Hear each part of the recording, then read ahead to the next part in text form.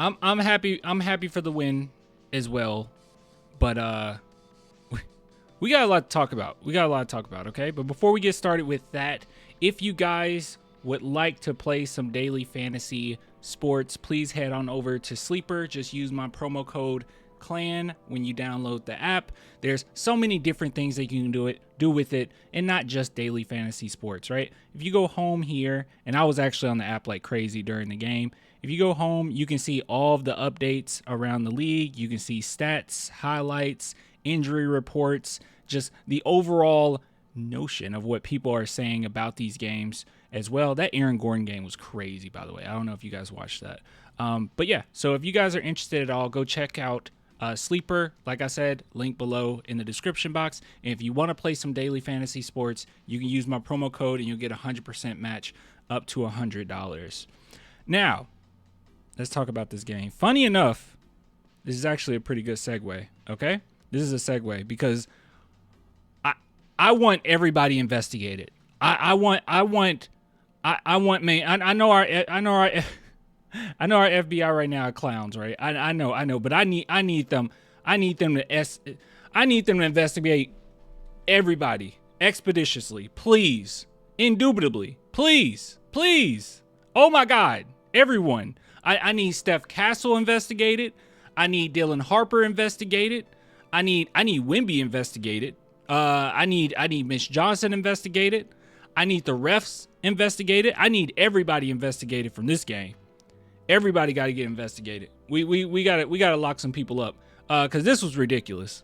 This was absolutely ridiculous. This game should not have been this close. Now, I know you're thinking I'm about to like go off on the team because I'm not, but I'm also not going to praise them that much either.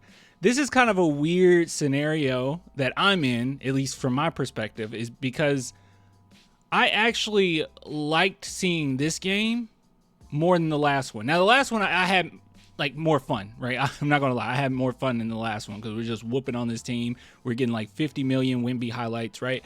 But this game in particular, I'm actually happier about this game than the last one. I don't know if that makes sense.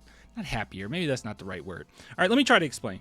So with that first game against the Dallas Mavericks, I wasn't necessarily sure if that was legit, right? Like I knew Wemby's legit. I knew that the team looked pretty doggone good. I liked the coaching. I liked the defense from everybody. Like, I really did enjoy that win. I really did. But in the back of my head, I also was thinking, the Dallas Mavericks, I mean, they got a rookie Cooper Flag, right? Like, Anthony Davis looks pretty bad. And then if you look at him today, he made a lot of like weird mistakes. I don't know what's going on with him.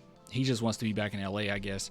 But I was like, I'm just not sure, right? Like, I knew that Wemby was dominating, but I was like, I really want to see like how everyone else looks when things aren't going as well or a team is playing better on us defensively. And I think that this game answered those questions. Not only that, the first game as well, even though we were going against the Dallas Mavericks in Dallas, it wasn't really a hostile environment, really. You know, we had Go Spurs Go rants or chants. Sorry. We had a multitude of Spurs fans in the building. I mean, shoot, I think Dallas Mavericks fans even gave up and just started cheering for us. Like, it wasn't that bad. It wasn't that bad. It wasn't a legitimate away game. It didn't feel like that, right? But this game was extraordinarily hostile. Like, very much so. Very hostile. That crowd was engaged the entire freaking game, okay? Kudos to the fans over there at New Orleans because they were locked in the entire game. Now, I guess it's a little easier to do that when it's a close one, but, I mean, I legitimately thought that they were great. Like, even when the Spurs got a little bit of distance from the Pelicans, they were still, like, loud, like it was a playoff game, right? So, very hostile environment. Way better defense from the Pelicans, I would say. And also, the referees, like I said, should be investigated. They were wearing Pelican jerseys underneath their uniforms because it felt like some of those calls was just out of left field, man. I mean, Wembanyama doesn't he doesn't get fouled out. Like Like, and every time that these games where we see him getting close to being fouled out or he actually foul out, or I don't even know how many times he actually fouled out. The only game I can think of is was it against the Mavs his rookie year that he fouled out? And it might have been another game that comes to mind, but every time it's like really strange refereeing, right? Fouled out his debut. Okay. And that was against why am I blanking?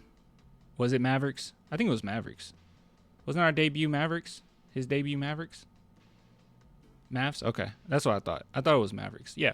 Yeah, he fouled out, and that was a weird game, the calls that they were throwing his way. And this game was no different, bro.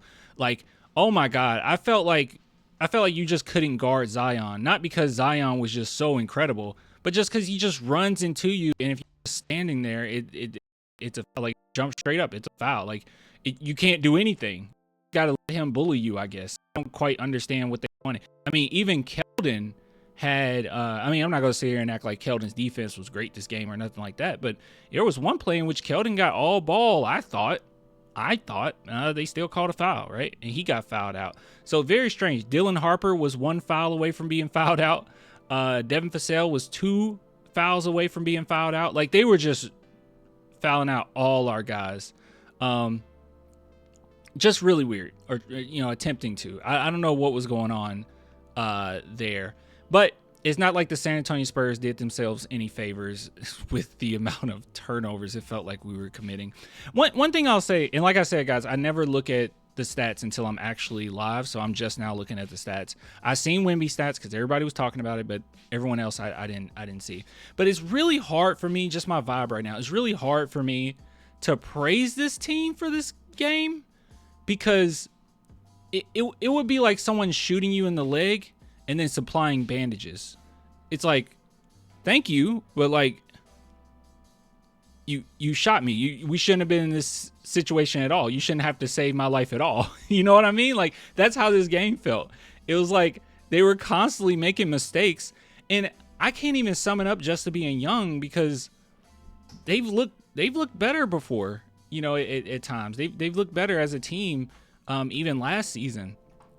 Right now, Dylan Harper, super young. I'm not gonna hold anything against him. But just the team as a whole, some of these guys that you would expect more out of, it just looks sloppy. It was just weird. And I'll say this right off the bat. I feel like the Spurs easily lose this game without Luke Kornet. Like, he was the best player for us tonight. Like, obviously, Wemby was the best player. Obviously, he's Wemby. But Kornet, as far as just what his role was, I felt like he played his role better than everyone else. It's like, I want to praise Julian Champagnie for that big 3 at the end, but he played like garbage most of this game. Defense was okay, but garbage most of this game. Harrison Barnes, same thing. Like, he went on a little run that was big. I'm glad he did, but good God, shouldn't have been in these scenarios. Shouldn't have been in these situations. Keldon's defense wasn't the best, but I won't harp on him too much this game. It's just weird, man. Just a weird game that really bothered me. It really bothered me. But I am happy for this win, because it does show this. I'm gonna get positive, okay? It does show this, and I'll look at the super chats now. I think I got 2 so far. Yeah, I'll read them in 1 second. There's a few reasons why I really like this game. I mean, I hated it, but I liked it. Is, like I said, refs not on our side, right? So they were pretty crazy this game. Some of the fouls that they were calling, and we'll look at our fouls versus their fouls, and even if it's near the same, the stuff they were calling out on us was a little ridiculous. Okay, number 2, you have 2 players foul out. I mean, what do you do? Number 3, you're missing Sohan, and I feel like you really felt missing Sohan in this game, mind you. There were some plays, especially like in the first half, where we could not stop the Pelicans on the perimeter. And if you look at the statistics, advanced analytics, he does a pretty good job with players around the perimeter, right? So that was pretty rough. So I think we were missing him, and then we were also missing Fox. Obviously, we need a point guard out there. No offense to Castle, but I'm convinced, and I've been like this since UConn. I'm convinced that he's more of like a either backup point guard, 6-man type player. I just don't think he's a legitimate point guard. And then Dylan Harper, it seemed as if what they were going to, or how they were going about it, was they were making sure that his role is just to score. But he had some really good passes in there as well. But it didn't feel like Dylan Harper was looking to pass. And at Rutgers, he had to be one of the main scorers, him and Ace Bailey. But there were a multitude of plays where he's always looking, for open guys. But it seemed like in this game, they just wanted him to go out there and attempt to score. Funny enough, he went 3 for 12, which is horrible. But those 3 baskets were actually very important. At least 2 of them were very important. And then like 2 of his free throws were really, really clutch. Like we needed that run to stay in the game. So yeah, and I think there's one more thing. Hold on. I think I ended up putting it. I immediately tweeted out. Oops. Let me make sure. There was one more thing, I think. Maybe not. Oh, and also they just play horrible down the stretch, right? So those kind of the main things. We're missing guys. We got some foul outs, and we were horrible down the stretch. So, and even with all of that, this Spurs team showed how good they're going to be this season. I think that this was a better test than that last one, and they showed how good they're going to be this season. Because even with all of the mistakes, the sheer amount of mistakes that they made, they still managed to get some really important shots off, but also be able to do enough to win, right? And our defense at times felt very suffocating for the Pelicans. Obviously not the whole time, but at times, down in stretches, it seemed very suffocating. And I kind of like that Victor Wembanyama and Cornette duo that they were doing there, that Mitch Johnson was doing there. I kind of like it. But yeah, we desperately need our power forward back and our point guard back. Like it's not even close. And all right, so we probably should talk about a few players individually. I already talked about Harrison Barnes and Julian Champagnie. Barnes went on a stretch that was really important. Julian Champagnie hit a big shot at the end, but good God, it took a lot to get there. Vic, that last foul was a foul. I know some Spurs fans said that it wasn't. It was a foul. And he should have known better than to go for that. I don't know what he was thinking there. I don't even know. I mean, I could be wrong, but I don't even know if Vic knew that he had 5 fouls. I don't know. It was kind of strange. I don't know why he did that. And yeah, this is a really casual take. This is super casual, me saying this, but I would have liked him to be a little bit more fired up about that. Like I need Vic to talk to refs more, because I know that he said before, like, it's not my job to play politics, right? Like I don't want to just sit out here and talk to refs and all that, but that's a big part of it, and I don't think Vic does it enough, right? He needs to argue his case, because you are the superstar, you're the best player on the court, and them calling 6 fouls on you in an overtime game is ridiculous, especially when you're more than likely going to be the best shot blocker of all time. Yeah, I'm not convinced that Victor Wembanyama fouled 5 times. A lot of it felt like ticky-tacky fouls. Like what are we doing? It didn't feel like fouls for Vic. So they should have. No, he gotta plead his case a little bit more. Devin Vassell was he was weird. He felt weird just because it seemed like he had he did. Yeah, I just said. Yeah, I was gonna say it felt like he had a really bad game, but he kind of did. He did just have a bad game. I don't even have anything to say about it. Like, he hit some really big shots. Once again, like I said, lots of players that happened. He hit some big shots, but it seemed like Devin and Keldon on a couple plays, it just seemed like they were getting bailed out by Cornette. Like Luke Cornett was just bailing everybody out. It was very frustrating. But overall, Devin Vassell had the highest plus minus. And by the way, this doesn't mean that I think Devin shouldn't start, right? I think he should definitely start. I just think we need a legitimate, point guard. We miss Fox. Steph Castle hit a huge shot down the stretch, but oh my God, and I'm sure he would even say this, he was pretty bad, right? I mean, I'll just be honest with you guys. He was pretty bad. Listen to Clan? Which part? Which part are y'all listening to? He was bad. Steph Castle was really bad as a point guard, but I don't think that he is a legitimate, point guard, right? He makes the first reads, very simple pick and rolls, really great, cutting the ball, or, just a good cutter overall, but it was pretty bad. It was pretty bad. Yeah, the turnovers is what was really, really bad. It was just I don't know where your head is at here. It was one pass where it's well, you got to know who you're passing to, right? He tried to do an alley-oop to Luke Cornett, and Luke Cornett got some hops, but he put it up there like Wemby was on the court. And it was what are we doing? It was quite a few plays like that from Castle. It's only his second year. It's not like I'm sitting here and being he's a bad player. Castle's incredible. I just think that we need a legit point guard, right? But I will say this, as bad as Steph Castle was throughout this game, that UConn championship Castle came out. He hit that big shot. Like I said, can't praise you too much. You shot me and then won a supply bandage, but down in overtime, I don't think we win without Steph Castle.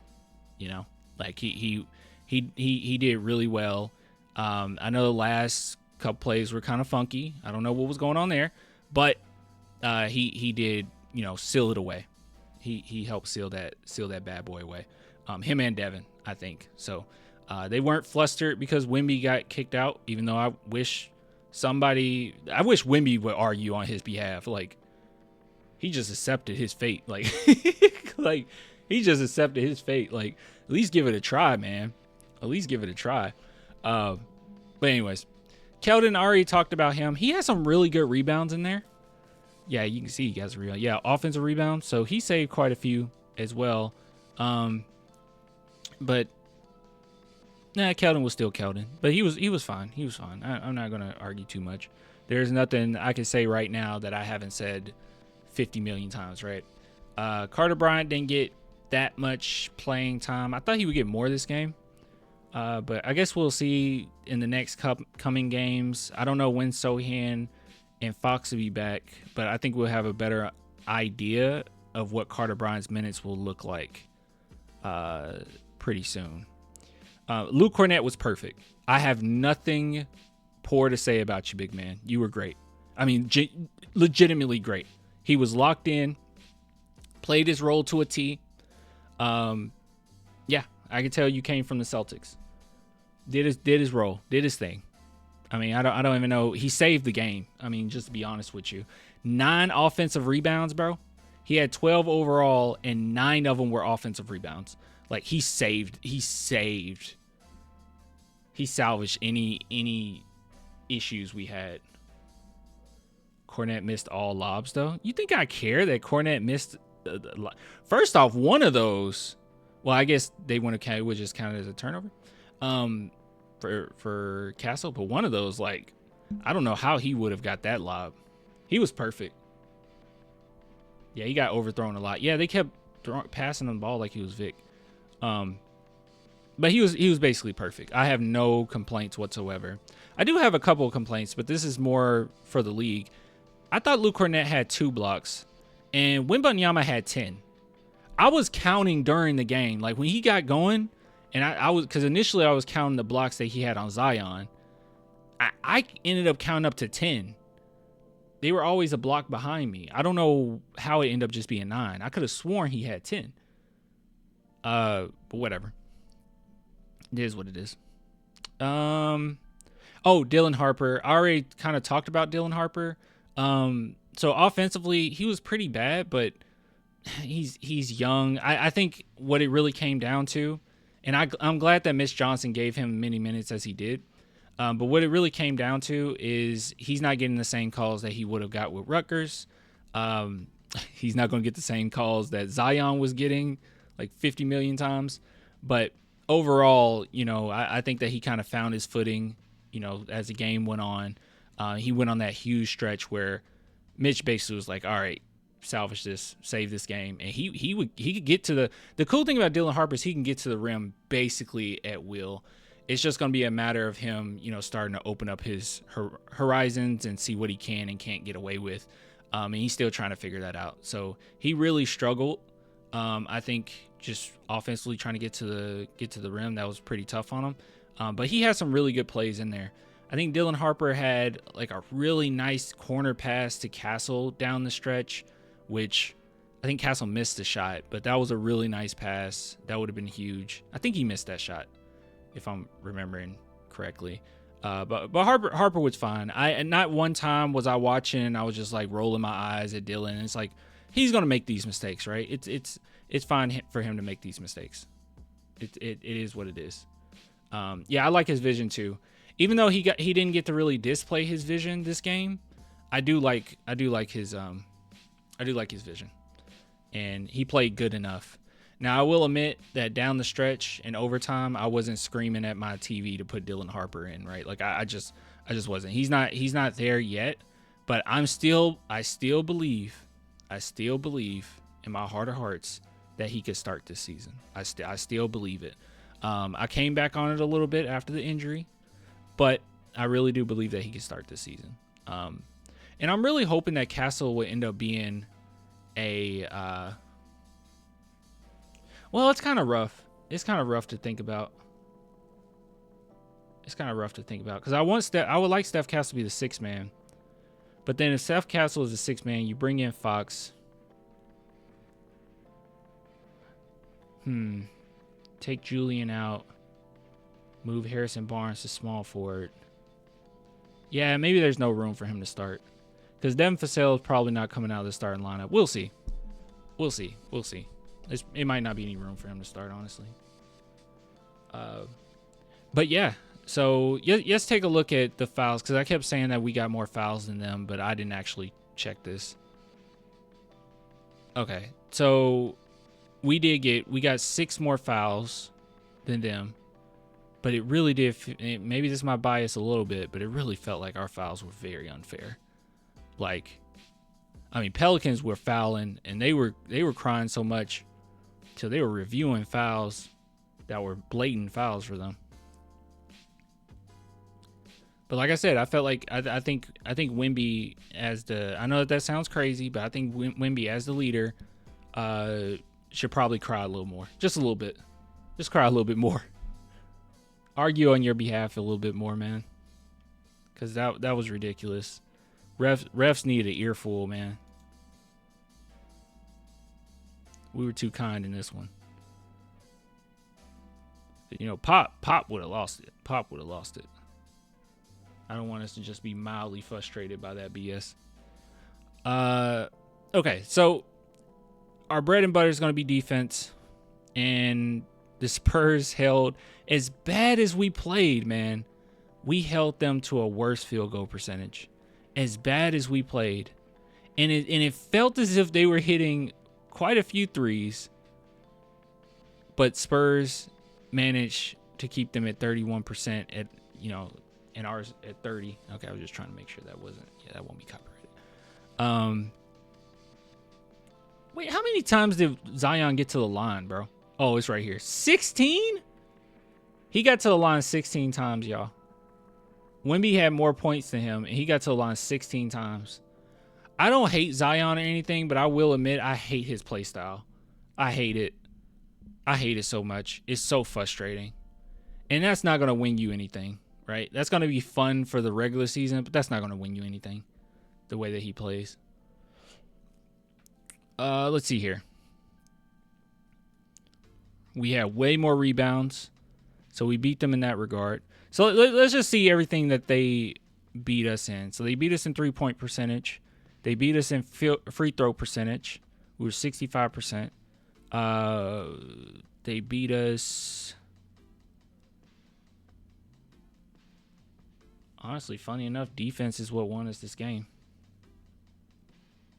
Yeah, funny enough, defense like literally won us this game. 59 to their 46. They had more steals, but 13 blocks to their 3. Interesting.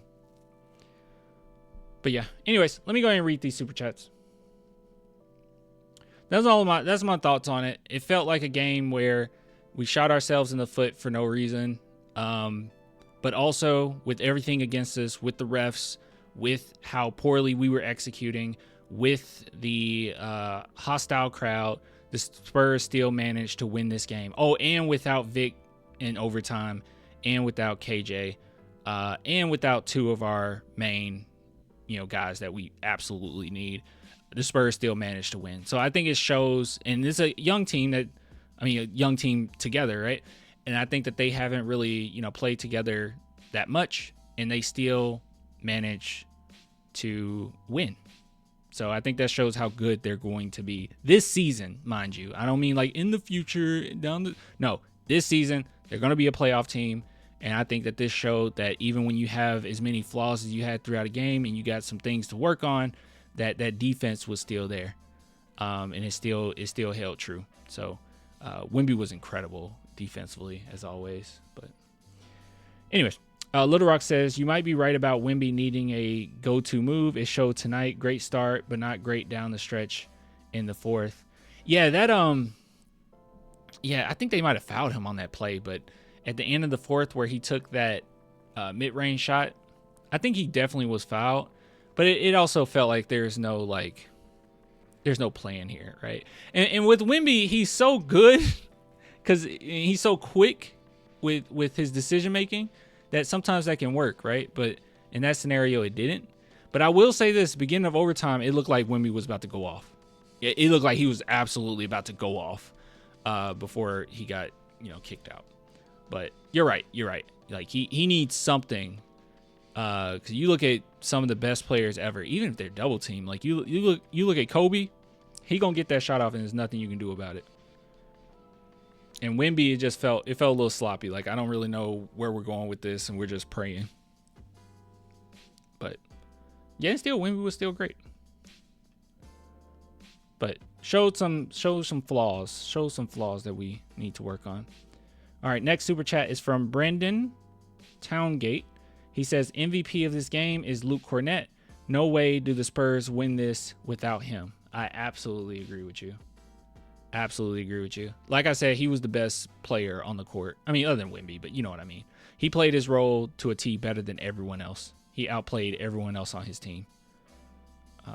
He was just solid, man. He was just solid. Knew his role, knew what he was doing. We never had to worry when he was on the court. Man, by the way, it's so nice to have him and not have to worry about Zach Collins. Brandon gave another super chat. He says Harper got hacked multiple times with no call. Refs were atrocious. Yeah, that's the thing. When I said that he really needs to learn what he can and can't get away with, it wasn't a matter of was he fouled or not. It was a matter of, okay, you're trying the same thing over and over and they're not giving you that call, and you got to recognize that they're not giving you that call, right?